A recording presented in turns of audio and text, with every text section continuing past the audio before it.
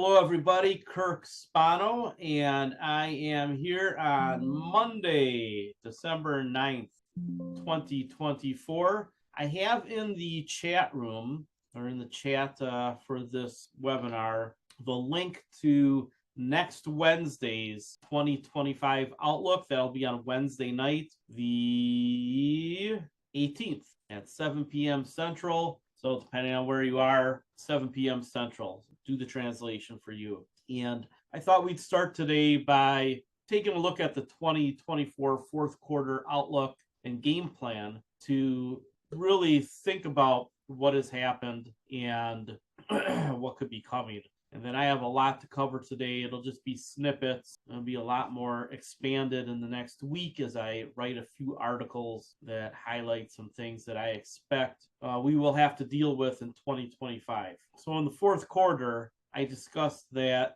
the odds of a recession were very low. That seems to be playing out. In fact, so much so that the Federal Reserve may not lower interest rates this month. I think they will. I think next month is when they may not lower interest rates. We have a lot of events coming in the first two earnings periods of 2025, and we're going to have to be very wary of something. And that something is, if interest rates don't tick down, corporations are not going to be able to meet their earnings forecasts or the forecasts of analysts. Analysts were universally wrong about earnings this year, with a forecast of about 4% earnings growth. Companies have blown through that to 10 or 11%, according to FactSet. So now the analysts flip the page and say, oh, look, earnings are higher, and we can't possibly say that they'll be lower next year than they were this year. So the earnings outlook for next year by analysts is about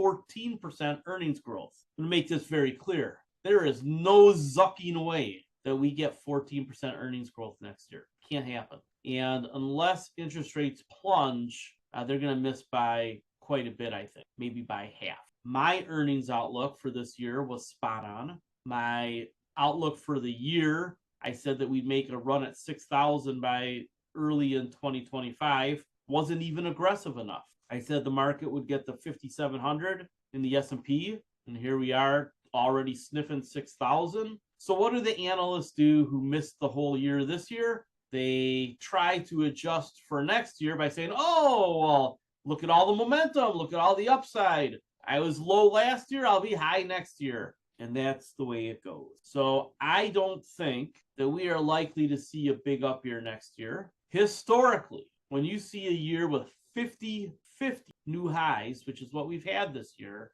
the next year, 4 out of 5 times is a down year. Doesn't mean that it has to be a down year next year. It just means that the odds of it being a down year next year are very, very high. So if you've been reading this, you'll notice that it was pretty spot on. So I would encourage you to go back and read this and see how close I was, because what you're going to say is, damn, that's pretty close. That's what I said when I reread it. So we will see what happens. But we have gotten the scenario where we're getting a rally. We're getting a little bit of a breath here, but I think that the rally continues early into next year, at least the first few weeks. I'm not so sure that it lasts after that, because I don't know when the corporations are going to say that, hey, we're not so sure about the full year outlook. I don't know if that happens in January earnings or if it happens in April earnings. So we'll have to keep an eye on that. But at some point, the earnings outlook is going to disappoint, and that will be very bad for the market. And the way things look now, interest rates just are not going to go down much. And that is bad on a lot of levels. So got some questions in the chat. I know that we have new subscribers here in the last month because Seeking Alpha ran a special and I sent out some specials. So welcome to the 30, 40, 50 new people. I know that none of you are paying much because you're on super special discount. I'm going to make you your money back for the rest of your life to pay for my services at full price right now. First off, read these books. Second, come back next Wednesday and think about what I tell you for 2025. If you're using me just as a tip sheet, you're fucking missing the boat. Sorry, I've promised not to say fucking anymore. I keep breaking it. The new word is zucking because of Zuckerberg. What I'm trying to do is teach you how to be a better investor. Why? I won't be around forever. I won't be. A lot of you are younger than me. And while I expect to be doing this until I'm an old man, and I would think that I'll do this at least into my 70s. I'm 55 in February. The reality is that you need to learn how to be a better investor. And when I get questions, like some of the ones that I've gotten recently, I realize two things. One, there's new people. I can live with that. Two, I must not be getting my zucking message through to a handful of folks. And so I want to try harder. This book list is broken up into different sections. The first section is what I would consider high school level reading. And I want you to understand something. If you ask me a grade school question in the chat, I'm either going to make fun of you or I'm not going to answer. So don't ask me to regurgitate things that a 4-second Perplexity or Google search can answer. And if that's really where you are, then I would strongly recommend that you not manage your own money or you just buy index funds short term until you've learned something. Because what I have seen in this market, two things. One, the gambling is off the charts. This is not much better than 1999, and it might be worse. I'm also seeing a complete unwillingness of people to study. And if you think there's a shortcut to managing money, then you better ask yourself why 80% of the people do not beat the index. And of the people who do beat the index, it's by a very nominal amount. There is less than 10% of us that make 90% of the excess return. I'm in that group, not sure exactly where. So to beat the index, there's an idea out there that you need to take more risk, and that's wrong, and that's why most people fail. To beat the index, you want to take less risk. That doesn't mean you don't buy small caps and mid caps. It means that you understand what you're investing in. And this is a lesson that Buffett has taught over and over and over again. Understand what you're investing. And if you have to ask questions about how to figure out what the potential market share and market cap of a company can be, then fundamentally you're at the grade school level and you need to do a lot of reading. The total addressable market is easy enough to look up. This isn't like 30 years ago when I was getting started and finding information was difficult. You can use Perplexity, which is what I use because it has 4 different large language models, 4 different AIs basically incorporated, or you can just use ChatGPT. And a lot of times, if you're willing to do a little extra scrolling, you can just use Google. Sometimes even Bing, not usual. So when you want to figure out, okay, how big can a company get to? You look up the total addressable market of all the markets that they're in, add them up. It's called addition. And then figure out what market share you think a company can get. We're going to get to a company a little bit later in the program where the assumption is that they're going to capture, based on their share price, the assumption is that they're going to capture about 190% of a whole bunch of addressable market. It's a horseshit valuation for a company that's got a cult-like following. And back when I said this stock would lose 50% in 2021, people told me I was insane, that I didn't understand. And frankly, that I was just a stupid hater. Stock went down 50% over the next 18 months. I'm going to tell you again that this stock is going to go down 50%. Call me stupid, call me a hater, whatever. It's a stock that I've been invested in on and off for almost a decade, going long heavily twice. And I'm just telling you that it's out of line to think that this stock can go higher. And it's a great exercise for you to figure out total addressable markets and what percentage of that business you think the company can have, given there's lots of competition. I bet some of you can guess what that company. This book right here, Narrative Economics. If I was going to tell you to read one book right now, it would be this book. And it is one of those books that isn't super heavy on data, so you can actually listen to this one. This one is a good candidate for Audible. I read the book, and then I listened to it again on my walks. There's a lot of people out there that like to call President Trump a Nazi because he used Nazi propaganda techniques. But that's really ignorant of history. The Nazis just used propaganda techniques that went back thousands of years. We are, as humans, psychological creatures. That's why a lot of these high school level books have to do with psychology. And we have been falling for the same things over and over again for millennia. If a group of people says the same thing enough times, loud enough, and often enough, another group of people, generally low information people who don't accept that they're low information, accept it as truth, narratives. Have any of you been watching or have any of you watched The Last Kingdom? It's one of those Vikings shows. During the period when Alfred was dying, king, they say, look, get people in the bars and pubs and everywhere else and say this story over and over and over again. And we'll say it so much that people will believe it. It wasn't true, but we fall for that stuff. I'm trying to think of a clever word for shit. We fall for that shit over and over again. The chant, the chest pumping, right? Ooh, Wolf of Wall Street. The idea that something gets said a lot somehow validates it is a trigger that we have in our brain. So right or wrong, if something gets said often enough, a lot of people will believe it. And you're getting a lot of that in the stock market right now as traders talk their trade, or what it used to be known as is talk their book. They want you to buy from them what they plan to sell. They want you to buy and buy and buy to drive the price up so they can exit their trade very profitably. I hear more narrative stories right now about stocks and the market than I've ever heard before. And I was around for the dot-com period. This is worse. If you take a look at the way gambling went around the presidential election, yeah, there was some validity to be pulled out of it because it did predict correctly that President Trump would win, but it gave you a very interesting insight to who was casting those bets, making those bets, and then casting votes. It was over 80% young men. So President Trump won because he somehow motivated millennial men, right, between 30 and 45 years old, give or take, to vote for him. And then they bet on him. Back in 2020, and I always make bets on the presidential election, and I just mention it to my poker group, and I say, hey, $100 bills, $100 bet. Last time I had Biden, they had Trump, I made $1,100.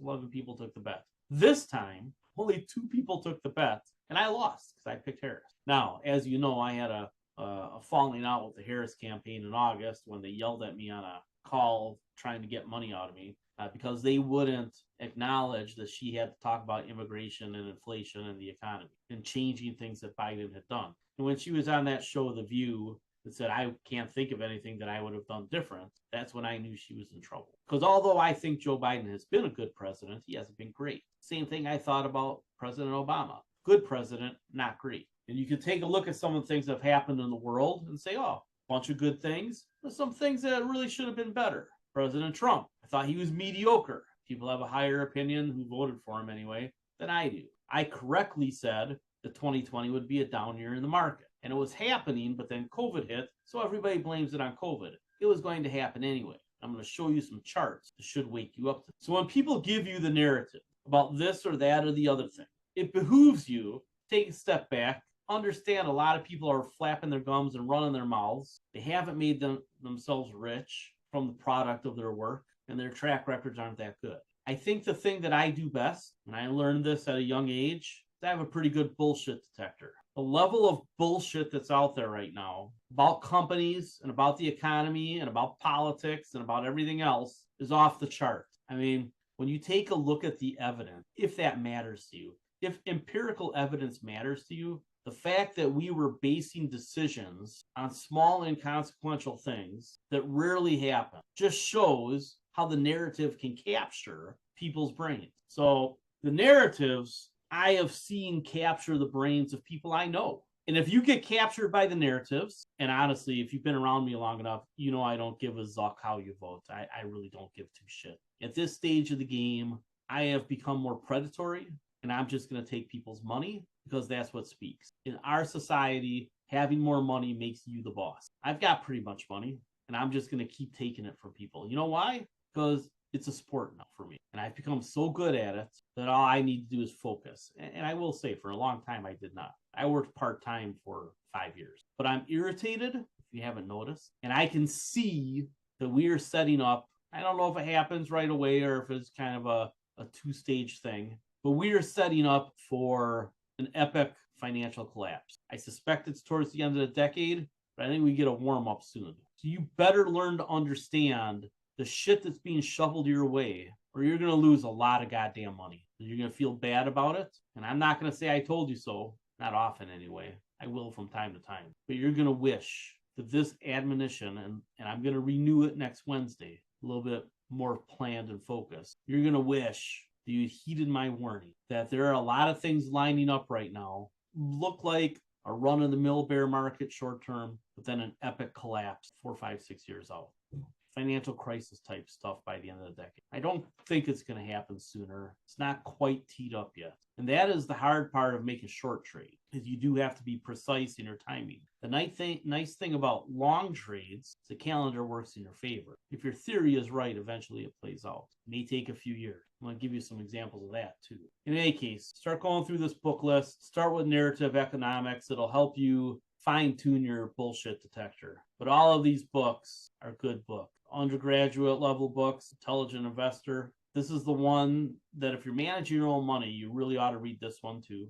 If you don't respect the technical analysis and at least take the time to be able to understand what you're looking at, I don't care if you can build your own charts, but you need to be able to see a chart that somebody's trying to explain to you and be able to try to wrap your head around it. It's like physics or any type of science. I started out as an applied math and physics major. And then I had a calculus exam in the third semester of calculus where I got a 90 and it was a C+. I was like, what? Told the professor, is this grade right? Should it be a B+?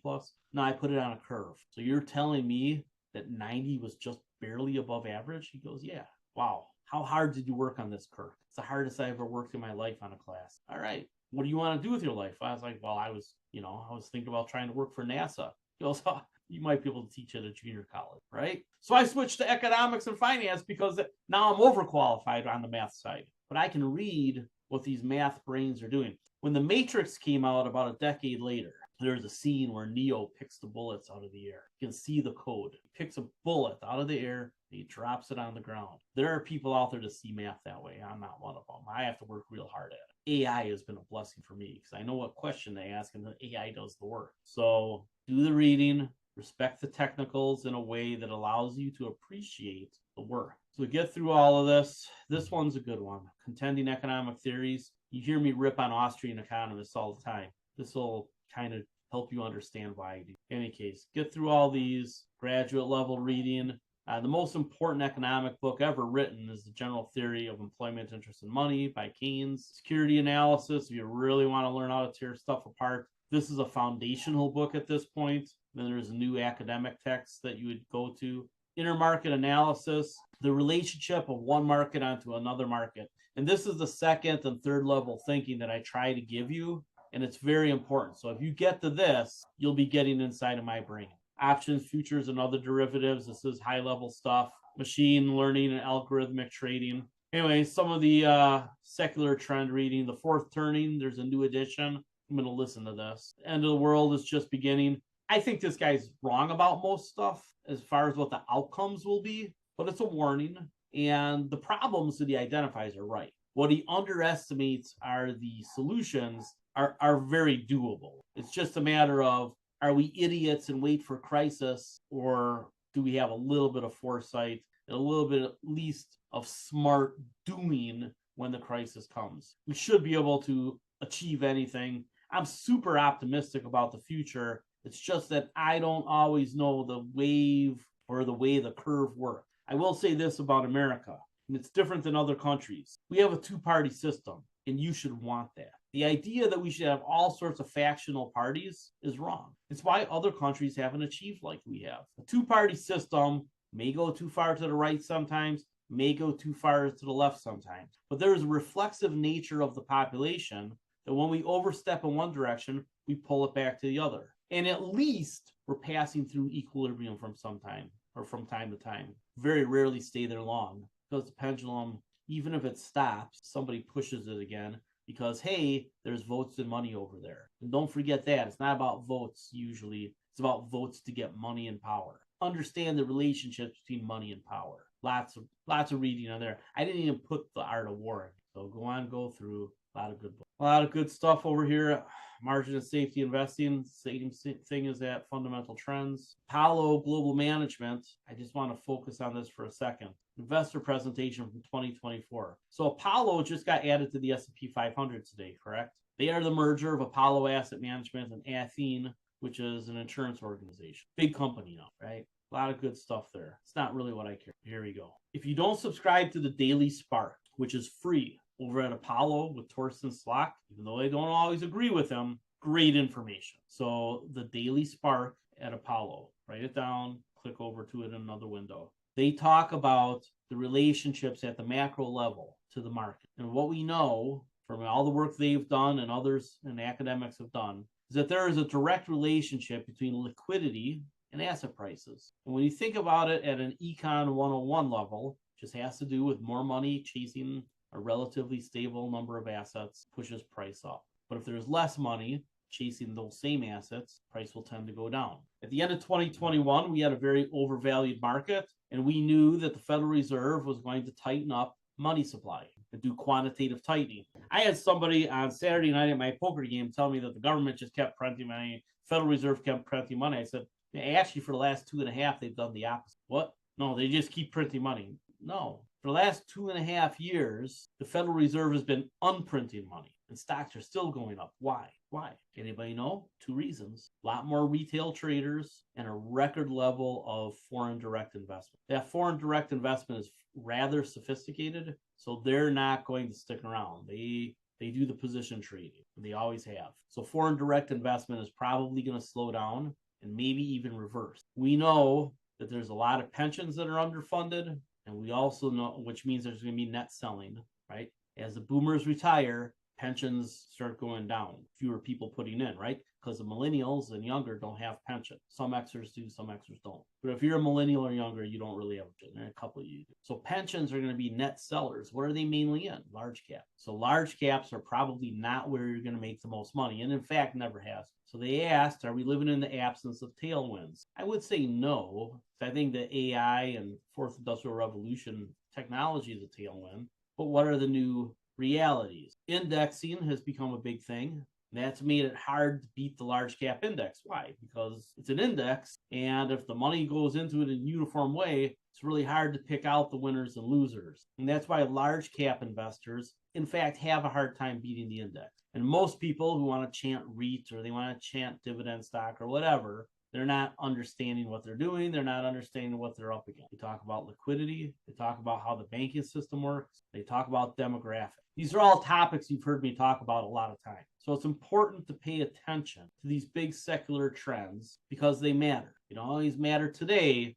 but they always matter tomorrow. This is the Federal Reserve since 2022, unprinting money. This is the money markets lately, and this is from start of the quarter. This is now. So money market money has really accelerated in Q4 since the election. So $1 trillion has gotten added to money market. This level here, somewhere between 2 and 3 trillion, is the normal amount that you would expect in money market. Maybe 4 trillion on the high side. So from 4 trillion to 6.5 trillion, that is actually money that can find its way back into stocks at some point and real estate. It is some of this money from about 4 and up. I didn't expect this, but I expected $1 trillion to find its way into real estate. But with interest rates high, maybe it doesn't. And if we don't get a lot of building next year, and because we didn't have a lot of building last year, we had completions, but no starts. All the stuff that has finished in the past year, there isn't new projects to replace them. I know this because I'm in that business. I work with private equity guys that build buildings, and they've been on hold for quite a while now. And we had started talking about getting some projects going when the Fed started lowering interest rates. And then interest rates stopped going down. Even though the Fed's probably going to lower a bit more, the long end of the curve and the middle of the curve have stayed stable and even ticked up a little bit because of what the market expects from Trump. And the market may be right, market may be wrong. But the reality is that a lot of this money is not going to get released in new real estate development. And it won't until those 5-year notes, which have to do with the entire commercial market, right? Because a commercial building doesn't take a 30-year loan. They take a 5-year loan, sometimes 10.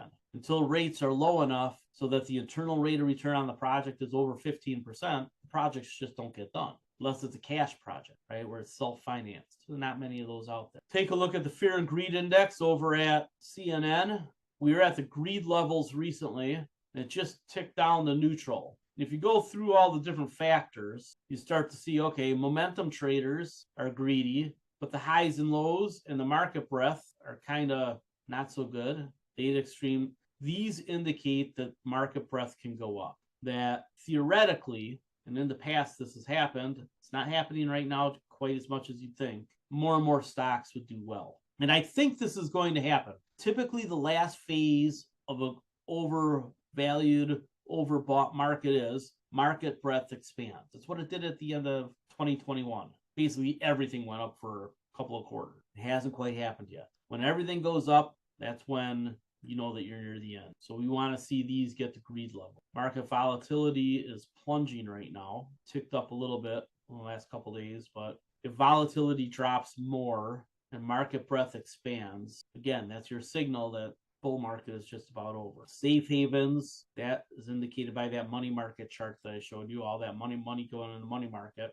And junk bond demand suddenly has changed. So we'll see what happens there. But that's an interest because not too far back, pretty recently, there was a lot of demand for junk bonds. But the yield spread between junk bonds and investment grade is pretty low. So we'll see. One of the things that you can look at over at Apollo is the impact of indexing on the market. It's why large caps are hard to beat. You can match them, but the only way to beat them is really just own something like the Magnificent Seven or whatever the 10 or 20 favorite stocks are, and then ignore everything else, which isn't a horrible strategy. But when you take a look at historical bear and bull markets, you can see what the bear markets look like, what the bull markets look like. This one could still go higher. We'll see. Had that little pullback. But here's what I would tell you. If you look from the bottom, 2009 to now, that's a pretty big bull market. You add these numbers together, it's similar to all these other numbers. Because this bear market right here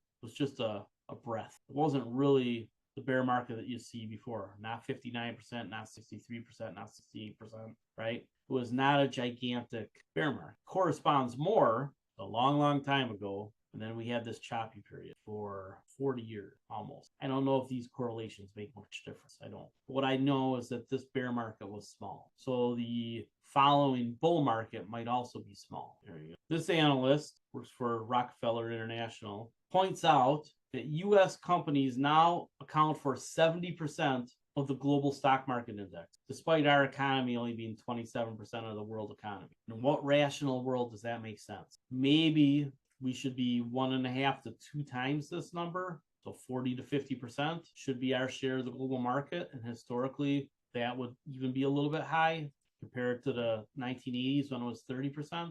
I'll give the U.S. exceptionalism, American exceptionalism, some extra. This number should be 40 to 50%. So let's say it's going to drop to 50. That means that we have a 30% correction coming in the stock market. If it drops to 40, a bigger correction. There's a lot of money from all over the world coming into the U.S., and that's good for us, but it never holds. Eventually, it snaps back. One of the things that Mark Rowan from Apollo mentions, that there is a boom in low liquidity, higher return credit assets, private credit. The people who are investing don't understand quite how low liquidity it is. If there's a recession, these assets will go underwater. You will not be able to withdraw. You're just going to have to wait 5 or 10 years to get your money back. That's what's happened in the past. I've told you we're at the very front end of a private credit crisis developing. We're in the bubble phase. Don't know how far the bubble will blow, but when it pops, it pops. I would encourage none of you to invest in private credit unless you have tangible, very easy to get to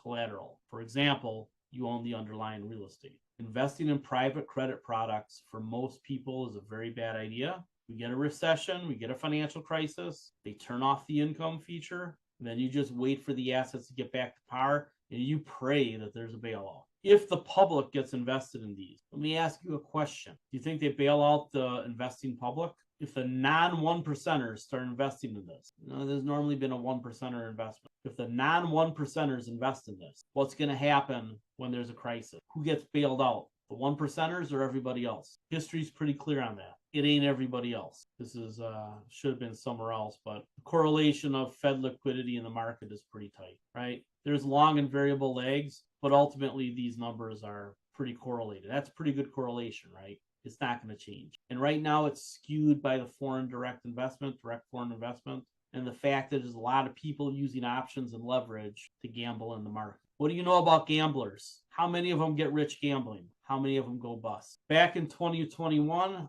I was talking about how these were peaking and that we were going to get a stock market correction, and we did. And now they're peaking again. I actually think we just get a 20 to 30% correction. I don't think it's 50, 60, 70, and then we get another leg up. And I think that all plays into the thesis of at the end of the decade, we got problems. Again, go back to that Apollo.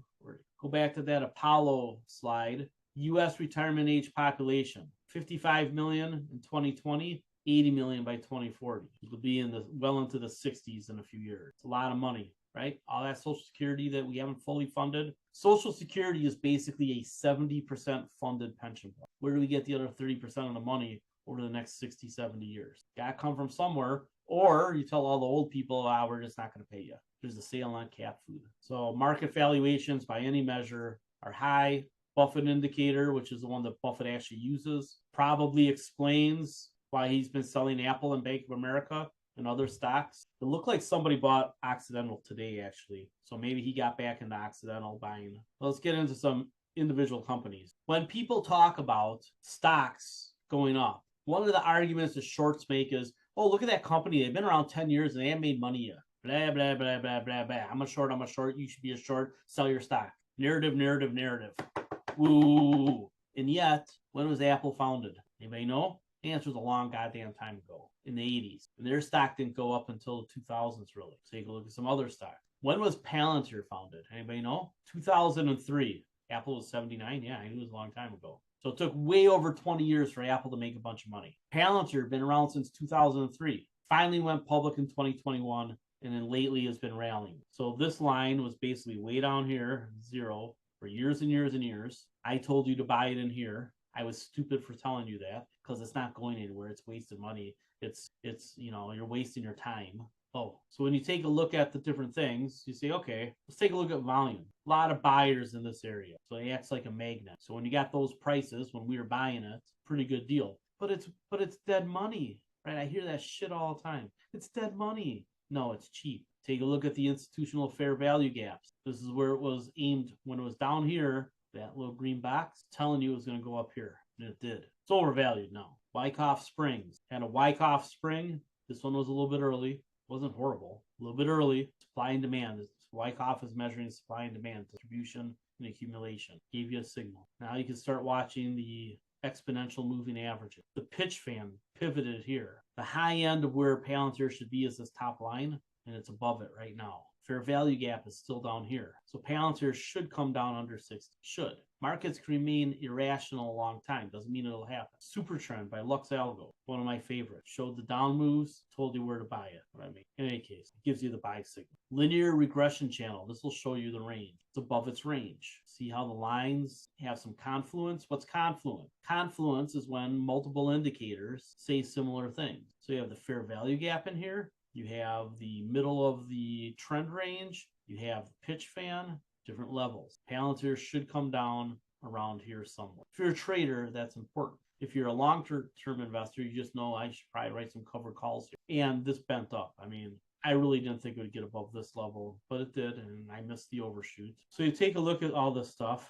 and this one here, the bias, that is incredibly overvalued. Whenever it's super blue, that means that it's about to turn over. So learn what these indicators are. I'll show you this. The bias and sentiments. Whenever you see this, price does that until it starts to turn back up. Sometimes you get a little rally, then it falls down again. You're looking for extremes. What indicator helps you with extremes? The Wyckoff volume. Green is extreme optimism, overbought. Red is where you buy. So at the start of 2022, February 2022, they had a significant oversold. So let's take a look. What happened about that time? Look, it started at the bottom, started getting your buy signal. Now, Apple, we can go back to Apple. This is how I look into the future. Berkshire Hathaway started buying Apple in 2016. This guy said start buying it in 2013. The guy has the same name as me. What a coincidence. I ran different screens, which is why the TradingView screener is so important. One of the things I talked about here was the next big thing, which is what Apple was always good at, is the watch. This is 2013. And I said, during the first cycle of the watch, they could sell, how many numbers in here somewhere? 100 million units. I said that in 2013. A perplexity, how many did they sell? Figured it out. During this first wave, they sold about 100 million into 2020. They've sold another 150 million since when they did all those big upgrades right after COVID. When you want to analyze stocks, figure out how much of a market a company can take. You gotta know about the size of the market. Gotta be precise. You gotta be close. Gotta be in the right galaxy. So the option expiration update that I did a while back, I'll have another one out next weekend. His options expire on the third Friday of every month. And that's mainly what I use, third Friday option. I have been selling a lot of covered calls. Why? Because I don't know if this market turns over in January or February or March or April or over the summer. It's going to happen if sometime next year the market's going to turn over. And you're probably going to see something very similar to 2022. How did you handle that? It could be worse. I don't think so. But I think the odds of next year showing a roughly 20% drawdown, remember that's large caps, and that means that the range of drawdown will be from some companies still make money, the other stocks go down 50%. But the index, around 20% downside, maybe 30, maybe a little less, who knows, a lot of liquidity. But as I've told you, the foreign investors are pretty sophisticated in most cases, almost always more sophisticated than our traders. Even though our traders all want to tell you how great they're doing, and then they file their taxes and 4 out of 5 of them take a loss. True statement. 4 out of 5 traders take a loss on their tax statement every year. I want you to sell a lot of covered calls. And I don't mean on your small and mid-cap growth stock. Maybe on part of the position if it gets ahead of itself on all the technical indicators, which we've gotten to do. We've twice sold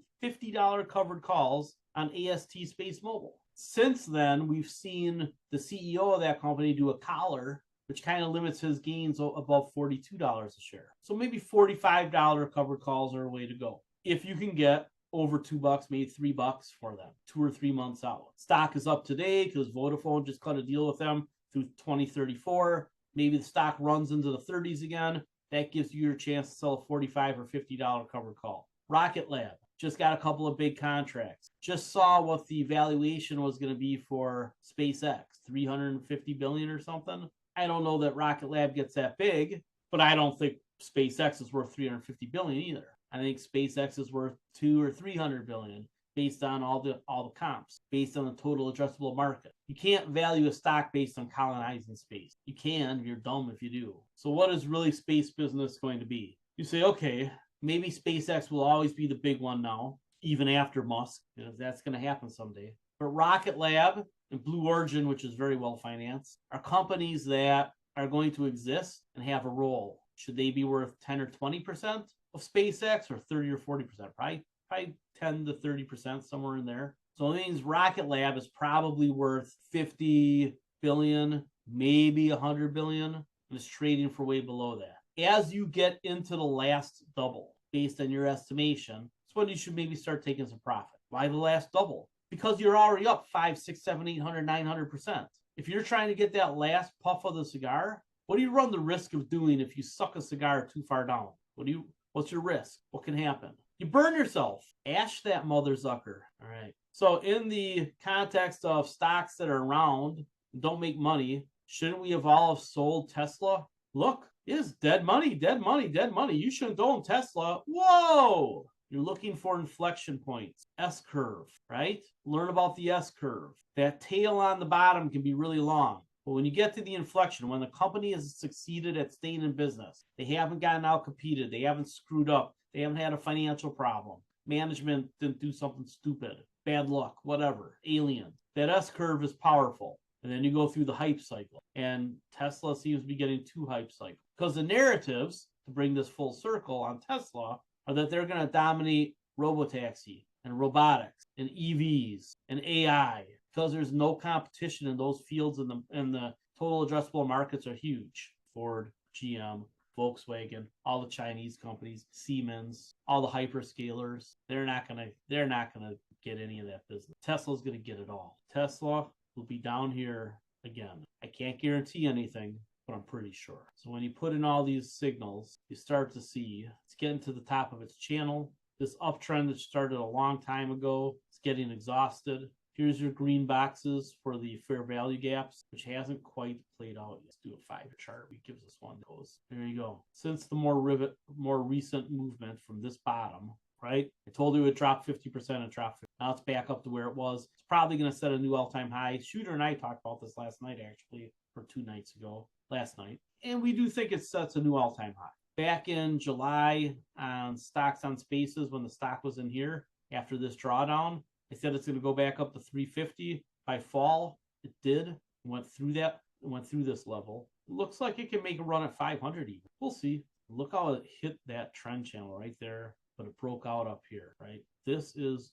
overbought. Take a look at the RSI, which is your best shortcut. RSI is super overbought on a weekly chart. Wyckoff hasn't quite had the green signal, but it got pretty close a couple times. This shoots up and turns green, run for the hills. This one, that's pretty damning, right? You go up a little higher before it turns over. So you might have a month or 2 or 3 or 4, but you should be watching for it. So if you're a trend trader, you know you're trading a trend. If you just think it's going up forever, maybe you should fire yourself and hire me. All right, we're going to finish with the ETF screener. When these are green and turn red, you generally want to sell. When they're red and the oscillator turns green, because that's a rate of change, right? Red, red, green is a buy. Green, green, red is a sell. Everything else is pretty much a hold. A lot of holds right now, and I'm taking a look at commodities, fixed income, and equity. No leverage, $500 million under management or more. There's 1,000 funds with over $500 million.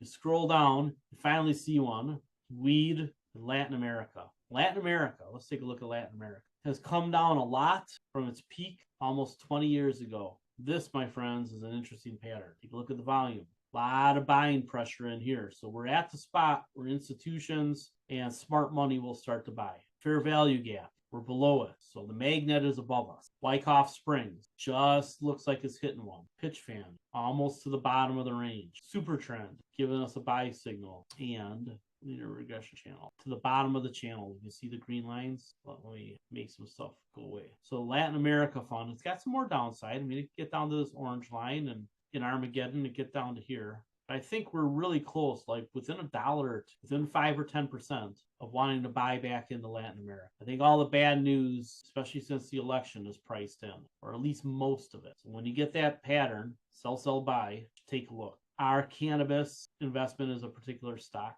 I don't even know what that is. Floating rate bonds. You're going to start to see a lot of the bond, short and intermediate term bonds. But here's one, U.S. natural gas. I would never buy this fund because it's just a bad fund. But sell, sell, buy. What does that tell you? The natural gas fund is sell, sell, buy. What does that tell you about natural gas prices? Bueller.